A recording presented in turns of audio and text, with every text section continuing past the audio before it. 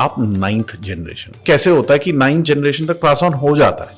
पहले के टाइम में एक चीज होती थी कि गुरुओं का आशीर्वाद बहुत बड़ा माना जाता था एंड उनकी कही हुई बात भी लकीर होती थी. Children were taught from a very young age, they were honed to become dancers. अगर आप Indian method of training teaching भी सीखें तो बच्चों को उनके प्रोस्पेक्टिव करियर के हिसाब से ही बचपन से ट्रेन किया जाता था.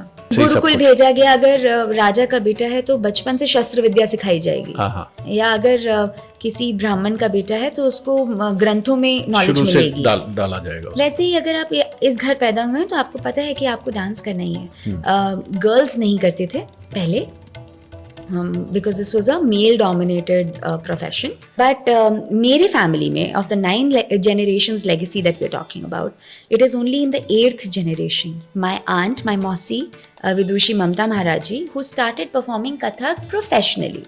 This is not to say that means आप second generation woman हो. Yes. उससे पहले men ने किया है professionally. हाँ जी. और but सीखे सब है.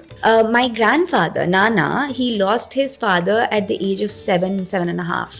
And उनके 2 चाचा थे जिन्होंने उन्हें काफ़ी कुछ सिखाया, मगर उनकी सबसे बड़ी ट्रेनिंग उनके मदर से भी हुई, क्योंकि वो जब तालीम खाने में तालीम चल रही होती थी लखनऊ में, तो वो किचन में खाना बनाती थी. अच्छा. और वो सुनती रहती थी पूरा टाइम, क्या गाना बज रहा है, क्या ठुमरी गाई जा रही है, कैसे वो बंदिश कर रहे हैं, राग में विस्तार कैसे कर रहे हैं. And she gave all of this knowledge to him also because it's a oral tradition. अगर एक generation बीच में skip हो जाएगी तो वो गया. So mothers played a huge role. Mothers were taught कि ये pass on करते रहो.